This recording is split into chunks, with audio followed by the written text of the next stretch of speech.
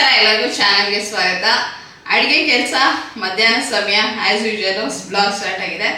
ಅಡುಗೆ ಆಗಿದೆ, ಆದರೆ ಮಾವಿನಕಾಯಿ ಗೊಜ್ಜು ಮಾಡೋಣ ಅಂತ ಅನ್ಕೊಂಡೆ. ಮಾವಿನಕಾಯಿ ಬರೋದು ಕಡಿಮೆ ಆಗಿದೆ, ಹಣ್ಣು ಕೂಡ ಬರೋದು ಇನ್ಮೇಲೆ ಕಡಿಮೆ ಆಗ್ತಾ ಹೋಗುತ್ತೆ ಅಂತ ಹೇಳೋದು. ಅಂಥದ್ರಲ್ಲಿ 2 ಗಿಣಿ ಮೂತಿ ಮಾವಿನಕಾಯಿ ಸಿಕ್ತು, ಬಟ್ ಸ್ವಲ್ಪ ಅಲ್ಲಿ ಇಲ್ಲಿ ಹಳದಿ ಬಣ್ಣ ಇದೆ. ಆದರೆ ಗೊಜ್ಜು ಮಾಡೋಣ, ಹಾಗೆ ನಿಮ್ಮ ಜೊತೆ ರೆಸಿಪಿನ ಶೇರ್ ಮಾಡ್ಕೊಳ್ಳೋಣ ಅಂತ ಅನ್ಕೊಂಡೆ. ಹಿಂದಿನ ಬ್ಲಾಗಲ್ಲಿ ಸೀರೆನ ತೋರಿಸಿದಾಗ ಅಷ್ಟೊಂದು ಕಾಸ್ಟ್ಲಿ ಆಗಲ್ಲ ಆ ಸೀರೆಗೆ ಅಂತಂದ್ರಿ. ಅಂದರೆ ಹ್ಯಾಂಡ್ಲೂಮ್ ಸೀರೆಗಳಾದರೆ ಸ್ವಲ್ಪ ದುಬಾರಿ ಆಗುತ್ತೆ.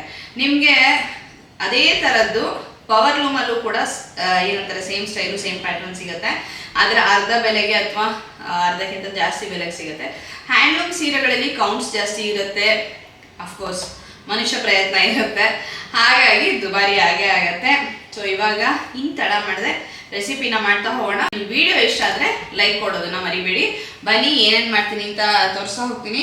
ತುಂಬಾ ಸಿಂಪಲ್ ಆಗಿರುತ್ತೆ, ಆದರೆ ರುಚಿಯಾಗಿರುತ್ತೆ. ಇದನ್ನ ಮಾಡಿ ನೀವು ಇಟ್ಕೋಬಹುದು. ಫ್ರಿಜ್ಜಲ್ಲಿ ಇಟ್ಕೊಂಡ್ರೆ ಬೆಟರ್, ಅಂದರೆ ವಾರ ಇಟ್ಕೋಬಹುದು. ಹೊರಗಡೆ ಇಟ್ಟರೆ 1-2-3 ಡೇಸ್ ಅಂತೂ ಇರುತ್ತೆ. ಮಸಾಲೆ ಎಲ್ಲ ತುಂಬ ಏನು ಬೇಕಾಗೋದಿಲ್ಲ, ಬರೀ ಮೆಂತ್ಯ, ಸಾಸಿವೆ ಹಾಗೆ ಒಣಮೆಣಸಿನ್ಕಾಯಿ ಅಷ್ಟೇ. ಬ್ಯಾಡಗಿ ಮೆಣಸಿನ್ಕಾಯಿ ಯಾವ್ದು ಹಾಕ್ತಿರೋದು. ಇಲ್ಲಿ 2 ಮೆಣಸಿನ್ಕಾಯಿ ಎಲ್ಲ ಮಾವಿನಕಾಯಿನ ಹೆಚ್ಕೊಂಡ್ಬಿಡ್ತೀನಿ. ಹೆಚ್ಕೊಂಡಾದ್ಮೇಲೆ ಮುಂದಿನ ಕೆಲಸ ಮಾಡ್ತಾ ಹೋಗೋದು. ಸ್ವಲ್ಪ ದಪ್ಪಕ್ಕಿದ್ರೇ ಚೆನ್ನಾಗಿರುತ್ತೆ, ಇಲ್ಲ ಸಣ್ಣಗೆ ಇಷ್ಟ ಆಗುತ್ತೆ. ಅಂದರೆ ಸಣ್ಣಗೆ ಹೆಚ್ಚಿದ್ರೆ ಬೇಗ ಬೆಂದು ಬಿಡುತ್ತೆ ಅಷ್ಟೇ. ಸಿಪ್ಪೆ ತೆಗಿಯೋಕ್ಕೆ ಹೋಗಲ್ಲ ನಾನು. ಸಿಪ್ಪೆ ತೆಗೆದ್ರೆ ಎಲ್ಲ ಹೋಳುಗಳೆಲ್ಲ ಮೆತ್ತಗೆ ಬೆಂದ್ಬಿಟ್ಟು ಎಲ್ಲ ಕಲಸೋಗ್ಬಿಡುತ್ತೆ. ಸೊ ಸಿಪ್ಪೆ ಇಟ್ಕೊಂಡೇನೆ ಗೊಜ್ಜನ್ನ ಮಾಡೋದು ಅಂತ ಅನ್ಕೊಂಡಿದ್ದೀನಿ. ಬನ್ನಿ ನೋಡ್ತಾ ಹೋಗೋಣ. ಇಲ್ಲಿ ನಾನು ಗಿಣಿಮೂತಿ ಮಾವಿನಕಾಯಿನ ಬಳಸ್ಕೊಂಡು ಗೊಜ್ಜನ್ನ ಮಾಡ್ತೀನಿ. ಬೇರೆ ಯಾವುದೇ ಮಾವಿನಕಾಯಿ ಇದ್ದರೆ ಅದನ್ನು ಕೂಡ ನೀವು ಬಳಸಬಹುದು. ಉದಾಹರಣೆಗೆ ಚಿಕ್ಕದು ಹುಳಿ ಇರೋದು ಬರುತ್ತೆ, ಚಿತ್ರಾನ್ನ ಕೆಲವರು ಬಳಸ್ತಾರೆ. ಆ ಥರ ಬೇರೆ ಯಾವುದೇ ಮಾವಿನಕಾಯಿ ಇದ್ದರೂ ಕೂಡ ಹಾಕಿ ಮಾಡ್ಬೋದು. ಸ್ವಲ್ಪ ಹುಳಿ ಇನ್ನೂ ಜಾಸ್ತಿ ಇರುತ್ತೆ. ಗಿಣಿಮೂತಿ ಮಾವಿನಕಾಯಲ್ಲಿ ಹುಳಿ ಅಂಶ ಮತ್ತು ಒಂದು ಸಿಹಿ ಅಂಶ ಎಲ್ಲವೂ ಕೂಡ ತುಂಬ ಹದವಾಗಿರುತ್ತೆ. ಆಮೇಲೆ ಇನ್ನೊಂದು ಏನಂದರೆ, ನೀವು ತಂದಿಟ್ಟಾಗ ಮಾವಿನಕಾಯಿ ಅಕಸ್ಮಾತ್ 1-2 ದಿವಸ ತಡ ಆಗಿ ಸ್ವಲ್ಪ ಹಳದಿ ಬಣ್ಣ ಬಂದಿದೆ ಅಂತ ಅನ್ಸಿದ್ರು ಕೂಡ ನೀವು ಆರಾಮಾಗಿ ಈ ಗೊಜ್ಜನ್ನ ಮಾಡ್ಬೋದು, ರುಚಿಯಾಗಿ ಬರುತ್ತೆ. ಈ ಗೊಜ್ಜನ್ನ ನೀವು ಮನೆಯಲ್ಲಿ ಅಂದರೆ ಫ್ರಿಜ್ಜಲ್ಲಿ ಇಟ್ಟರೆ ಖಂಡಿತ 1 ವಾರ ಇಟ್ಕೋಬೋದು. ಹೊರಗಡೆ ಇಟ್ಟರೆ 1-2-3 ದಿವಸ ಇಟ್ಕೊಂಡು ಆರಾಮಾಗಿ ತಿನ್ಬೋದು. ಟ್ರಾವೆಲ್ ಮಾಡಬೇಕಾದ್ರೆ ಮಾಡ್ಕೊಂಡು ಹೋದರೆ ಚಪಾತಿಗೆ ನೆಂಚ್ಕೊಳ್ಳೋದಕ್ಕೆ ತುಂಬ ಚೆನ್ನಾಗಿರುತ್ತೆ. ಚಪಾತಿಗೆ ಅಥವಾ ಜೋಳದ ರೊಟ್ಟಿ ಬರುತ್ತಲ್ಲ, ಅದನ್ನು ಕೂಡ ಗಟ್ಟಿ ರೊಟ್ಟಿ ಅಂತಾರಲ್ಲ, ಅದ್ರ ಜೊತೆ ಕೂಡ ನೆಂಚ್ಕೊಳ್ಳೋಕ್ಕೆ, ಅಥವಾ ಮಾಮೂಲಿ ರೊಟ್ಟಿ ಮಾಡ್ಕೊಂಡು ತೊಗೊಳೋದ್ರು ಕೂಡ ಅಕ್ಕಿ ರೊಟ್ಟಿಗೆ ತಿಂಡಿಗೆ ಮಾಡಿದಾಗ ಅದಕ್ಕೂ ಕೂಡ ನೆಂಚ್ಕೊಳ್ಳೋಕೆ ಚೆನ್ನಾಗಿರುತ್ತೆ. ಉಕ್ಕರಿಸಿದ ಅಕ್ಕಿ ರೊಟ್ಟಿ ಎಷ್ಟ್ರ ಜೊತೆ ಕಾಂಬಿನೇಷನ್ ಆಗಿದ್ದು ಚೆನ್ನಾಗಿರುತ್ತೆ. ಹಾಗೇನೆ ಬಿಸಿ ಅನ್ನ ಕಲಿಸ್ಕೊಳ್ಳೋಕ್ಕಂತೂ ತುಂಬಾ ರುಚಿಯಾಗಿರುತ್ತೆ. ಸ್ವಲ್ಪ ತುಪ್ಪ ಹಾಕ್ಕೊಂಡು, ಅಥವಾ ತುಪ್ಪ ಹಾಕೊಳ್ದೇನೋ ಅಥವಾ ಎಣ್ಣೆ ಹಾಕ್ಕೊಂಡು ಕಳಿಸ್ಕೊಳ್ಳೋ ಅಭ್ಯಾಸ ಇದ್ದರೆ, ಗೊತ್ತಿಲ್ಲ ನಿಮ್ಮ ಮನೇಲಿ ಎಷ್ಟು ಜನದ ಮನೇಲಿ ಈ ಅಭ್ಯಾಸ ಇದೆ ಅಂಥೇಳಿ. ಕಡಲೆಕಾಯಿ ಎಣ್ಣೆ ತಿನ್ನೋರಿಗೆ ಕಡಲೆಕಾಯಿ ಎಣ್ಣೆ, ಅಥವಾ ಕೊಬ್ಬರಿ ಎಣ್ಣೆ ತಿನ್ನೋರಿಗೆ ಕೊಬ್ಬರಿ ಎಣ್ಣೆ, ಅದನ್ನು ಬಿಸಿ ಅನ್ನಕ್ಕೆ ಒಂದು ಸ್ವಲ್ಪ ಹಾಕ್ಕೊಂಡು ಗೊಜ್ಜನ್ನ ಹಾಕ್ಕೊಂಡು ಕಲಿಸ್ಕೊಂಡು ತಿಂದರೆ ತುಂಬ ರುಚಿಯಾಗಿರುತ್ತೆ. ಈಗ ಮಾವಿನಕಾಯಿನ ಹೆಚ್ಕೊಂಡಿದ್ದಾಯಿತು. ವಾಟೆನ ಬೇಕಾದರೆ ನೀವು ಈ ಮಾವಿನಕಾಯಿನ ಒಗ್ಗರಣೆಗೆ ಹಾಕಿದಾಗ ಸ್ವಲ್ಪ ನೀರು ಹಾಕ್ತೀರಾ ಬೇಯಿಸೋದಕ್ಕೆ ಅಂತ ಇದ್ದರೆ, ಜೊತೆಗೆ ಈ ವಾಟೆನ ಹಾಕ್ಬೋದು. ಆವಾಗ ಒಗ್ಗರಣೆಲ್ಲ ಅದು ಕೂಡ ಬೆಂದು ಹೋಗುತ್ತೆ. ಹಾಗೆಯೇ ಅದಕ್ಕೆ ಅಂಟಿರೋ ಅಂತಹ ತಿರುಳಿನ ಅಂಶ ಏನಿರುತ್ತಲ್ಲ ಅದು ಕೂಡ ಚೆನ್ನಾಗಿ ಬಿಟ್ಕೊಳ್ಳುತ್ತೆ. ನಾನು ಇಲ್ಲಿ ಹಾಕ್ತಿಲ್ಲ, ಹಾಗೆ ಈ ರೀತಿ ಕಟ್ ಮಾಡಿಬಿಟ್ಟು ಎಷ್ಟು ತಿರುಳಿದೆಯೋ ಅದನ್ನು ಕಟ್ ಮಾಡಿ ಒಗ್ಗರಣೆಗೆ ಹಾಕ್ಕೊಳ್ತೀನಿ. ಸೊ ಈ ಥರ ಹೆಚ್ಕೊಂಡೆ. ಇದಕ್ಕೆ ನಾನು ನೀರು ಏನೂ ಹಾಕ್ತಾನೆ ಇಲ್ಲ, ಅಂದರೆ 1/2 ಚಮಚ 1 ಚಮಚಷ್ಟು ಕೂಡ ನೀರನ್ನು ಬಳಸ್ತಿಲ್ಲ. ಹಾಗೆಯೇ ಒಗ್ಗರಣೆಯಲ್ಲಿ ಎಣ್ಣೆ ಏನು ಹಾಕಿರ್ತೀನಲ್ಲ ಅಷ್ಟೇ ಎಣ್ಣೆಯಲ್ಲೇ ಈ ಮಾವಿನಕಾಯಿನ ಬೇಯಿಸ್ಕೊಳ್ಳೋದಕ್ಕೆ ಪ್ರಯತ್ನ ಪಡ್ತೀನಿ. ಬೇಯುತ್ತೆ ಕೂಡ, ಏನು ತೊಂದರೆ ಇಲ್ಲ. ಸಿಪ್ಪೆ ನಿಧಾನಕ್ಕೆ ಬೆಂದು ಹೋಗುತ್ತೆ. ಈಗ ಇದಕ್ಕೆ ಮಸಾಲೆ ಅಂತಂದರೆ ಒಂದು ಸ್ವಲ್ಪ ಮೆಣಸಿನ್ಕಾಯಿನ ಹುರ್ಕೊಳ್ತಾಯಿನಿ. ಇಲ್ಲಿ ಬ್ಯಾಡಗಿ ಮೆಣಸಿನ್ಕಾಯಿ 4-5 ತೊಗೊಂಡಿನಿ. ಇದನ್ನು ಹುರ್ಕೊಂಡು ಸ್ವಲ್ಪ ಎಣ್ಣೆ ಹಾಕ್ಕೊಂಡು ಹುರ್ಕೋಬೇಕಾಗತ್ತೆ. ಇದು ಖಾರಕ್ಕೆ ನೀವು ಜಾಸ್ತಿ ಖಾರ ತಿಂತೀರಾ ಅಂದರೆ ಹಾಕ್ಕೋಬೋದು, ಅಥವಾ ಕೆಲವ್ರಿಗೆ ಹುಳಿ ಅಂಶ ಅದಕ್ಕೆ ತಕ್ಕ ಹಾಗೆ ಖಾರ ಹಾಕಬೇಕು ಅಂತಿರುತ್ತೆ, ಆ ಥರ ಕೂಡ ಮಾಡ್ಕೋಬೋದು. ನಾನಿಲ್ಲಿ 4-5 2 ಮಾವಿನಕಾಯಿ ಹಾಕ್ಕೊಂಡಿದ್ದೀನಿ. ಹಾಗೆ ಸ್ವಲ್ಪ ಮೆಂತ್ಯ ಮತ್ತು ಸ್ವಲ್ಪ ಸಾಸಿವೆ 1 ಟೀ ಸ್ಪೂನ್ ಅಷ್ಟು ಅನ್ಬೋದು. ಎರಡೂ ಕೂಡ ಹುರಿದು ಇಟ್ಕೊಂಡಿದ್ದೀನಿ ನಾನು. ಇದನ್ನು ಮುಂಚೆನೇ ಹುರಿದಿಟ್ಕೊಂಡಿದ್ದೆ. ಡ್ರೈ ರೋಸ್ಟ್ ಕೂಡ ಮಾಡ್ಕೋಬೋದು, ಅಥವಾ ಸ್ವಲ್ಪ ಎಣ್ಣೆ ಹಾಕ್ಕೊಂಡು ರೋಸ್ಟ್ ಮಾಡ್ಕೋತೀರಾ ಅಂದರೂ ಕೂಡ ಚೆನ್ನಾಗೇ ಬರುತ್ತೆ. ಒಂದು ಸಾಸ್ ಪ್ಯಾನ್ನ ಇಟ್ಕೊಂಡಿದ್ದೀನಿ. ಇದಕ್ಕೆ ಸ್ವಲ್ಪ ಎಣ್ಣೆ, ಸಾಸಿವೆ, ಇಂಗು, ಕರಿಬೇವಿನ ಸೊಪ್ಪು, ಹಾಗೆಯೇ ಒಣಮೆಣಸಿನ್ಕಾಯಿನ ಒಗ್ಗರಣೆಗೆ ಹಾಕ್ಕೊಂಡಿದ್ದೀನಿ. ಇಷ್ಟೇ ಹಾಕ್ಕೊಳ್ಳೋದು. ಇನ್ನೂ ಒಂದು, ನಿಮಗೆ ತುಂಬ ಖಾರ ಅಂದರೆ ಹಸಿರು ಮೆಣಸಿನ್ಕಾಯಿ ಖಾರ ತಿನ್ನೋ ಇದಿದ್ರೆ ಈ ಒಗ್ಗರಣೆಗೆ ನೀವು ಬೇಕಾದರೆ ಹಸಿರು ಮೆಣಸಿನ್ಕಾಯಿನ ಉದ್ದುದ್ದಕ್ಕೆ ಸೀಳ್ಬಿಟ್ಟು ಹಾಕೋಬೋದು. ಅದು ಕೂಡ ಮಾವಿನಕಾಯಿ ಜೊತೆ ಬೆಂದಾಗ ಒಂದೊಳ್ಳೆ ರುಚಿ ಬರುತ್ತೆ. ಖಾರ ಜಾಸ್ತಿ ತಿನ್ನೋರಿಗೆ ಇವೆಲ್ಲ ನಾನು ಐಡಿಯಾಸ್ ಕೊಡ್ತಿರೋದು. ನಮ್ಮನೇಲಿ ತುಂಬ ಖಾರ ತಿನ್ನೋದಿಲ್ಲ, ಹಾಗಾಗಿ ಅದನ್ನು ನಾನು ಮಾಡಲ್ಲ. ಬೇಕಾದರೆ ನೀವು ಈ ಪುಡಿನ ತಯಾರು ಮಾಡ್ಕೊಳ್ಳದೆ ಬರೀ ಹಸಿರು ಮೆಣಸಿನ್ಕಾಯಿನ ಒಂದು 2, 3 ಅಥವಾ 4 ನಿಮಗೆ ಎಷ್ಟು ಖಾರಕ್ಕೆ ಬೇಕೋ ಅಷ್ಟು ಅದನ್ನು ನೀವು ಸೀಳ್ಕೊಂಡು ಈ ಮಾವಿನಕಾಯಿ ಬೇಯ್ತಿದೆಯಲ್ಲ ಈ ಸಂದರ್ಭದಲ್ಲಿ ಹಾಕ್ಬಿಟ್ಟು ಒಗ್ಗರಣೆಯಲ್ಲೇ ಅದನ್ನು ಬೇಯಿಸ್ಕೊಂಡು ನಂತರ ಬೆಲ್ಲ ಉಪ್ಪು ಎಲ್ಲದನ್ನು ಸೇರಿಸಿ ಆ ಥರ ಕೂಡ ಗೊಜ್ಜು ಮಾಡ್ಕೋಬೋದು. ಖಾರ ಜಾಸ್ತಿ ಇರುತ್ತೆ, ಅದ್ರ ರುಚಿನೇ ಜಾಸ್ತಿ ಇರುತ್ತೆ ಅಂತ ಹೇಳ್ಬೋದು. ಹೆಚ್ಚಿಟ್ಕೊಂಡಿರುವಂತಹ ಮಾವಿನಕಾಯಿ ಏನಿತ್ತಲ್ಲ ಅದನ್ನೆಲ್ಲದನ್ನು ಸಂಪೂರ್ಣವಾಗಿ ನಾನು ಈಗ ಒಗ್ಗರಣೆಗೆ ಹಾಕ್ಕೊಂಡಿದ್ದೀನಿ. ಈಗ ಒಗ್ಗರಣೆಯಲ್ಲಿ ಮಾವಿನಕಾಯಿನ ಚೆನ್ನಾಗಿ ಬಾಡಿಸ್ಕೊಂಡು ಒಂದು ಸ್ವಲ್ಪ ಕುಗ್ಗತ್ತದು, ಅದರೊಳಗಿರೋಂಥ ನೀರಿನಂಶ ಬಿಡುತ್ತೆ, ಒಂದು ಸ್ವಲ್ಪ ಕುಗ್ಗತ್ತೆ. ಈ ಥರ ಆದಮೇಲೆ ಇದಕ್ಕೆ ನಾನು ರುಚಿಗೆ ತಕ್ಕಷ್ಟು ಉಪ್ಪನ್ನು ಹಾಕ್ಕೊಂಡು ಮುಚ್ಚಿಟ್ಬಿಟ್ಟು ಬೇಯಿಸ್ಕೊತೀನಿ. ಇಲ್ಲಿ ನೀವು ಬೇಕಾದರೆ ಸ್ವಲ್ಪ ಜಾಸ್ತಿ ಪ್ರಮಾಣದಲ್ಲಿ ಎಣ್ಣೆನ ಹಾಕೋಬೋದು, ಅಂದರೆ ಸ್ವಲ್ಪ ಈ ಬಿಸಿ ಉಪ್ಪಿನಕಾಯಿಗೆ ಅಥವಾ ಗೊಜ್ಜಿಗೆಲ್ಲ ಹಾಕ್ತೀವಲ್ಲ ಆ ಥರ ಹಾಕ್ಕೋಬೋದು. ಇದು ಮೆಣಸಿನ್ಕಾಯಿ, ಮೆಂತ್ಯ ಮತ್ತು ಸಾಸಿವೆನ ಪುಡಿ ಮಾಡಿ ಇಟ್ಕೊಂಡಿದ್ನಲ್ಲ ಅದನ್ನು ತೋರಿಸ್ತಾ ಇದ್ದೀನಿ ನಾನು ನಿಮಗೆ. ಈಗ ಒಂದು ಚಮಚದಷ್ಟು ಉಪ್ಪನ್ನು ಹಾಕ್ಕೊಳ್ತಾ ಇದ್ದೀನಿ, ಕಲ್ಲುಪ್ಪೆ ಹಾಕ್ಕೊಳ್ತಾ ಇದ್ದೀನಿ, ಪುಡಿ ಉಪ್ಪು ಬೇಕಾದರೂ ಕೂಡ ಹಾಕೋಬೋದು.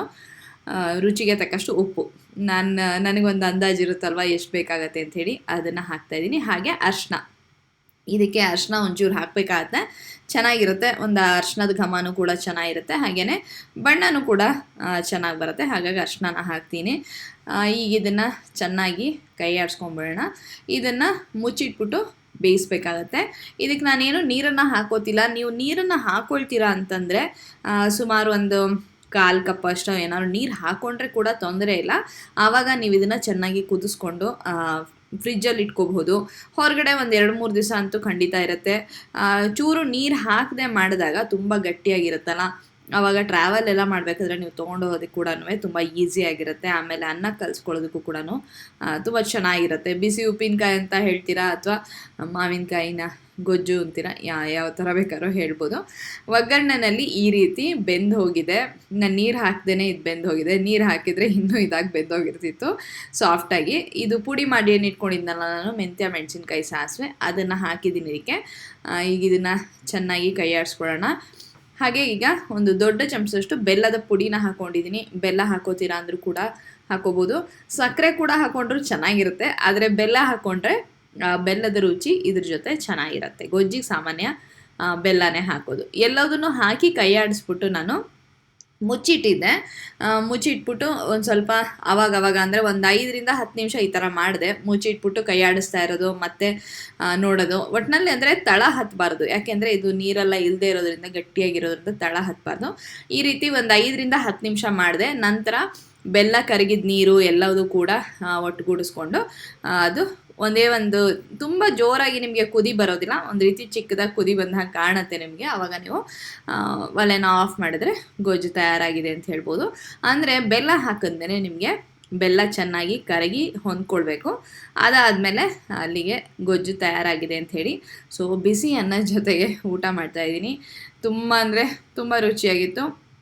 ಸಾರು ಬರೀ ಒಂದು ಮನೆಯಲ್ಲಿ ಸಾರು ಮಾಡ್ಕೊಂಡಾಗ ಕೆಲವೊಂದು ದಿವಸ ಏನೋ ತುಂಬ ಅಡುಗೆಗಳು ಮಾಡೋದಕ್ಕೆ ಮನಸ್ಸಿರಲ್ಲಲ್ವ, ಸಾರೆಲ್ಲ ಮಾಡ್ಕೊಂಡಾಗ ಅಥವಾ ತೋವೆ ಮಾಡ್ಕೊಂಡಾಗ ಅದ್ರ ಜೊತೆ ಈ ಗೊಜ್ಜಿದ್ರೆ ನೆಂಚ್ಕೊಂಡು ಊಟ ಮಾಡೋದಕ್ಕೆ ತುಂಬ ಚೆನ್ನಾಗಿರುತ್ತೆ. ಮೊಸರನ್ನದ ಜೊತೆಗಂತೂ ಬೆಸ್ಟ್ ಕಾಂಬಿನೇಷನ್ನು, ಹೇಳಲೇಬೇಕಾಗಿಲ್ಲ. ನೀವು ಕೂಡ ಟ್ರೈ ಮಾಡಿ ನೋಡಿ. ಇದು ತಟ್ಟೆಯಲ್ಲಿ ಇನ್ನೊಂದು ಏನಿದೆ ಅಂತ ಕೇಳಿದ್ರೆ ಬೀಟ್ರೂಟ್ ಪಲ್ಯ. ಸೊ ಬೀಟ್ರೂಟ್ ಪಲ್ಯ, ಸಾರು, ಗೊಜ್ಜು ಎಲ್ಲವೂ ಕೂಡ ಇತ್ತು. ಇದನ್ನು ಹಾಗೆ ತಿನ್ನೋದಕ್ಕೆ ಕೂಡ ತುಂಬ ಚೆನ್ನಾಗಿರುತ್ತೆ. ಬಾಯಿಗೆ ಒಂದು ರೀತಿ ರುಚಿ ಚೆನ್ನಾಗಿ ಹೆಚ್ಚಾಗ್ತಿರುತ್ತೆ ಅಂತಲೇ ಹೇಳ್ಬೋದು ತಿಂದಾಗ. ಸೊ ಇದು ಈ ರೀತಿಯಾಗಿ ಮಾವಿನಕಾಯಿ ಗೊಜ್ಜನ್ನ ಮಾಡ್ಕೊಳ್ಳಿ. ನಾನು ಯಾವುದೆಲ್ಲದ್ರ ಜೊತೆಗೆ ನೀವು ಇದನ್ನು ಕಾಂಬಿನೇಷನ್ ಟ್ರೈ ಮಾಡ್ಬೋದು ಅಂತ ಆಗಲೇ ಹೇಳ್ಬಿಟ್ಟಿದ್ದೀನಿ. ಸೊ ಅದೆಲ್ಲದ್ರ ಜೊತೆಗೂ ನೀವು ಟ್ರೈ ಮಾಡಿ ನೋಡಿ. ಇನ್ನೊಂದು, ಬ್ರೆಡ್ಡಿಗೆ ನೀವು ಹೇಗೆ ಜಾಮ್ನ ಹಚ್ಕೊಂಡು ತಿಂತೀರೋ, ಸ್ಪೈಸಿ ಅಂದರೆ ಸಾಲ್ಟಿ ಈ ಥರ ಟೇಸ್ಟ್ ನಿಮ್ಗೆ ಇಷ್ಟ ಇದ್ದರೆ ಇದನ್ನು ಕೂಡ ಇದರಲ್ಲಿರುವಂತಹ ಹೋಳುಗಳನ್ನು ಹಾಕೊಳ್ಳೋದಕ್ಕಾಗೋದಿಲ್ಲ. ಅಂದರೆ ಏನು ಒಂದು ರೀತಿ ಗಟ್ಟಿ ಪೇಸ್ಟ್ ಥರ ಬಿಟ್ಕೊಂಡಿರುತ್ತಲ್ಲ. ತುಂಬ ದಿವಸದಿಂದ ಇದನ್ನು ತಗೋಬೇಕು ಅಂತ ಅಂದ್ಕೊಂಡಿದ್ದೆ. ಏನಿದು ಅಂದರೆ ಫಿಲಿಪ್ಸ್ ಹ್ಯಾಂಡ್ ಬ್ಲೆಂಡರು. ಇದು ಆನ್ಲೈನಲ್ಲಿ ತರ್ಸೋಣ ಅನ್ಕೋತಿದ್ದೆ, ಆಮೇಲೆ ಏನೋ ಮರ್ತೋಗ್ತಿತ್ತು. ಯಾವಾಗಲಾದ್ರೂ ಸೂಪ್ ಮಾಡಬೇಕಾದ್ರೆ ಅಥವಾ ಏನಾದ್ರು ಒಂದು ತರಕಾರಿನ ಬೇಯಿಸಿದ್ದನ್ನು ಅದನ್ನು ಮಿಕ್ಸಿಗೆ ಹಾಕಿ ಅದನ್ನು ಪ್ಯೂರೇ ಮಾಡ್ಕೋಬೇಕು ಅಂದಾಗ ಇದ್ರ ನೆನಪಾಗ್ತಿತ್ತು, ಮತ್ತು ತೊಗೊಳೋದು ಮರ್ತು ಹೋಗ್ತಿದ್ದೆ. ಹಾಗೇನೆ ಯಾವಾಗಾರು ಈ ಪ್ರೈಮ್ ಸೇಲು ಈ ಥರದ್ದೆಲ್ಲ ಏನಾದ್ರು ಬರುತ್ತಲ್ಲ ಆವಾಗ ಮಾಡೋಣ ಅನ್ನೋದು ಆವಾಗ ಮರ್ತು ಹೋಗೋದು, ಹೀಗೆ ಆಗ್ತಿತ್ತು. ಕೊನೆಗೆ ಮೊನ್ನೆ ಕ್ರೋಮಾಗೆ ಹೋಗಿದ್ದೆ, ಬೇರೆ ಏನೋ ನೋಡೋಕೆ ಹೋಗಿದ್ದೆ, ಆವಾಗ ಇದು ಕಣ್ಣಿಗೆ ಬಿತ್ತು. ಸರಿ ಇದನ್ನು ತೊಗೊಂಬೋಣ ಇವತ್ತು.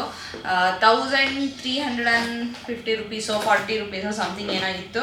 ಸರಿ ಇದನ್ನು ತೊಗೊಂಬೋಣ ಇವತ್ತು. ಇದ್ರದ್ದು ಆ್ಯಕ್ಚುಯಲ್ MRP ಈ ಬಾಕ್ಸ್ ಮೇಲೆ ಇರೋ ರೇಟ್ ಎಷ್ಟಿದೆ ಅಂದರೆ ಸಮ್ 2095 ಏನೋ ಇದೆ. ಬಟ್ ಅಷ್ಟೊಂದು ಫುಲ್ ಪ್ರೈಸ್ ಯಾವಾಗಲೂ ಇರೋದಿಲ್ಲ ಸಾಮಾನ್ಯವಾಗಿ. ಸರಿ ತೊಗೊಂಡೆ, ಹಾಗೆ ನಿಮಗೂ ತೋರಿಸೋಣ ಅಂಥೇಳಿ. ಇದು ಎಸ್ ಈ ಥರ ಇದು ಮ್ಯಾನ್ಯುಯಲ್. ಇದ್ರ ಜೊತೆ ಏನೇನು ಬಂದಿದೆ ಅಂದರೆ ಇದು ಮೋಸ್ಟ್ಲಿ ಹೋಲ್ಡರ್ ಅನಿಸುತ್ತೆ. ಎಲ್ಲರೂ ಫಿಕ್ಸ್ ಮಾಡಿಬಿಟ್ಟು ಇದರೊಳಗಡೆ ಇದು ಹ್ಯಾಂಡ್ ಬ್ಲೆಂಡರ್ನ ಹ್ಯಾಂಗ್ ಮಾಡ್ಬೋದು ಅಂತ ಅನಿಸುತ್ತೆ. ಇದರೊಳಗಡೆ 3 ಬ್ಲೇಡ್ ಬರುತ್ತೆ ಅಂತ ಹೇಳಿದ್ರು. ಇದೊಂದು ಬ್ಲೇಡು ತುಂಬ ಸಣ್ಣ ಸಣ್ಣಗಿದೆ, ನಿಮಗೆ ಕಾಣುತ್ತೋ ಇಲ್ಲೋ. ಇದು ಮಜ್ಜಿಗೆ ಎಲ್ಲ ಕಡಿಯೋದಕ್ಕೆ ಮೋಸ್ಟ್ಲಿ ಬೆಣ್ಣೆ ತೆಗಿಯೋಕ್ಕೆ ಅದಕ್ಕೂ ಎಲ್ಲ ಆಗುತ್ತೆ ಅನಿಸುತ್ತೆ. ಇದು ಒಂದು ಬ್ಲೇಡು, ಮೋಸ್ಟ್ಲಿ ಇದು ಚರ್ನಿಂಗಿಗೆ ಅನಿಸುತ್ತೆ ಅದೇ ಕಡಿಯೋದಕ್ಕೆ. ಹಾಗೇ ಎಸ್ ಈ ಸ್ಟ್ಯಾಂಡ್ನ ಹ್ಯಾಂಗ್ ಮಾಡೋದಕ್ಕೆ ಸ್ಕ್ರೂ ಮತ್ತು ಈ ಥರದ್ದೆಲ್ಲ ಏನೋ ಬಂದಿದೆ, ಹೋಲ್ಡರ್ ಎಲ್ಲ ಬಂದಿದೆ. ಇಲ್ಲೆಲ್ಲ ಸ್ಕ್ರೂ ಎಲ್ಲ ಇದೆ, ತೆಗೆದುಬಿಡ್ತೀನಿ. ಇದು ಇಲ್ಲದಿದ್ರೆ ಶಬ್ದ ಆಗ್ತಾ ಇರುತ್ತೆ ಎಲ್ಲ. ಎಸ್ ಸ್ಕ್ರೂಗಳಿದೆ. ಎಸ್ ಓಕೆ, ಈ ಥರದ್ದು 2 ಇದೆ. ಚಕ್ರ ಇದ್ದಂಗಿದೆ, ಇದು 2 ಚಕ್ರ ಇದೆ, ಇದು 2 ಇದೆ, ಕಾಣಿಸ್ತಿದೆಲ್ಲ. ಹಾಗೆಯೇ ಇದು ಒಂದು ಮೇಯ್ನಾಗಿ ಇರೋವಂಥ ಇದು, ಅದೆರಡು ಕಡಿಯೋದಕ್ಕೆ ಇದು ಕಟ್ ಮಾಡಿ ಪ್ಯೂರೇ ಎಲ್ಲ ಮಾಡೋದಕ್ಕೆ ಏನು ಬೇಕೋ ಆ ಥರದ್ದು. ಇದು ಮಿಷನ್ನು ಅಂತೂ ಫೈನಲಿ ತಗೊಳ್ಳಬೇಕು ಅಂತ ಅಂದ್ಕೊಂಡಿದ್ದಾಯಿತು. ಕೆಲವೊಂದಕ್ಕೆಲ್ಲ ಹಿಂದೆಲ್ಲ ಇಲ್ಲಿ ಒಳಗಡೆ ಬ್ಲೇಡು ತುಂಬ ಹಿಂದೆ, ಗೊತ್ತಿಲ್ಲ ಎಷ್ಟು ನಾನು ನೋಡಿದ ನೆನಪು, ಬರೀ ಪ್ಲಾಸ್ಟಿಕ್ಕಿಂದ ಬ್ಲೇಡ್ ಥರದ್ದು ಬರ್ತಿತ್ತು. ಅಂದರೆ ಈ ಬಿಸಿ ಎಲ್ಲ ಮಾಡೋದಕ್ಕೆ ಕಷ್ಟ ಆಗುತ್ತೆ ಅಂತ ಹೇಳ್ತಾಯಿದ್ರು. ಇವಾಗ ಎಲ್ಲವೂ ಕೂಡ ಮೆಟಲ್ಲೇನೆ. ಜಸ್ಟ್ ಎಸ್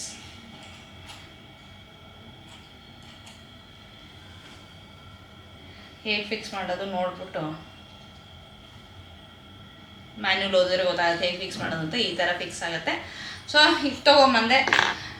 ಇದರ ಆಮೇಲೆ ಇಲ್ಲಿ ಬಟನ್ ಇರುತ್ತೆ, ಪ್ಲಗ್ಗಿಗೆ ಹಾಕ್ಬಿಟ್ಟು ಈ ಬಟನ್ ಒತ್ತಿದ್ರೆ ಇದು ಚರ್ನಿಂಗಿಗೋ ಅಥವಾ ಬ್ಲೆಂಡ್ ಮಾಡೋದಕ್ಕೋ ಯಾವುದಕ್ಕಾದರೂ ಆಗುತ್ತೆ. ಸೊ ಇದು ಒಂದು ಶಾಪಿಂಗು. ಇದನ್ನು ತೋರಿಸ್ಬಿಟ್ಟು ವ್ಲಾಗ್ನ ಮುಗಿಸೋಣ ಅಂತ ಅಂದ್ಕೊಂಡೆ ಈ ವ್ಲಾಗ್ನ ಮುಗಿಸ್ತಾ ಇದ್ದೀನಿ. ಈ ವ್ಲಾಗ್ ನಿಮ್ಗೆ ಇಷ್ಟ ಆಗಿದೆ ಅಂತ ಅಂದ್ಕೊಳ್ತೀನಿ. ಸೊ ರೆಸಿಪಿನೂ ಟ್ರೈ ಮಾಡಿ ನೋಡಿ. ಸಿಗೋಣ ಇನ್ನೊಂದು ಸುಂದರವಾದ ವ್ಲಾಗ್ರಿ. ಅಲ್ಲಿವರೆಗೂ ಧನ್ಯವಾದಗಳು.